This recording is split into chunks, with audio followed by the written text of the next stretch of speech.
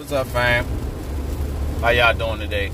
I want to speak to y'all, talk a little bit about the black fathers and the family, and how it impacts our children.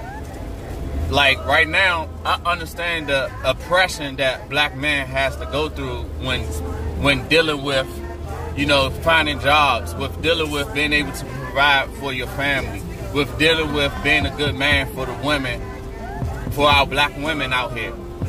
It is an oppression on us. And then not only that, we're looking for a way for it to change, to make sense. But I'm going to give you the answer right now and let you know which way that you have to go to make the change if you want stuff to change. Truth be told, the change starts with your children. And I'm not speaking to the black mothers, I'm speaking to the black fathers. It starts with your children. I'm going to use this for example. My children's mother called me today and she said, Delonte, can you make sure the house clean? Not speaking of my house because we're not together. She's speaking of her own house. I said, but I'm not home right now. She said, duh, I know. She said, but when you come back on this side, because I had to transfer my son, from where we used to live to the new school now. I said, all right, I got you. Speaking of that, I'm not saying that to brag, but I'm saying that the power that a black father has over his family and his children.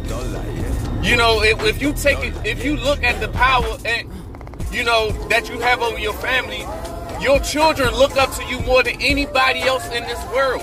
When the father says something of however his family's supposed to be and his children, that's law. Nothing goes against that. Nothing goes against that. Like I got my children right now, they know whatever I say goes at the end of the day. And that's over their mother.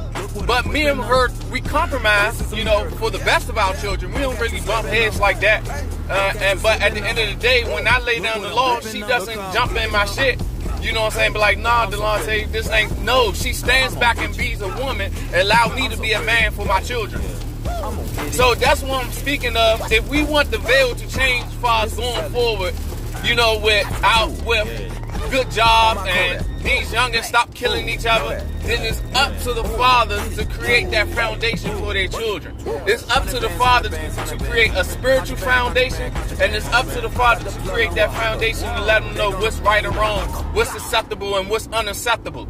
Like I don't hide everything from my children. Like my children's mother, she don't like our children listening to hip hop music, but when they with me, they listen to hip hop music because that's what I do. But at the end of the day, I'm 100 with my children. First of all, I'm not going to hide everything to them, but I'm going to coach them through it. So that's the same way that the Bible tells us. God is not going to stop us from going through situations, but he's going to be with us when we go through them situations. That's the same thing we supposed to be for our children. It's be there for our children when they go through situations. Coach them through a situation. That's from their adolescent days all the way up to their adult days. It's coach your children through everything. If you want to see change in the future, then you got to start with your children. And it got to start with the fathers first. If the father's not doing nothing, then everything is going to continue to be the same. So if y'all looking for the key for things to change, that's the key right there.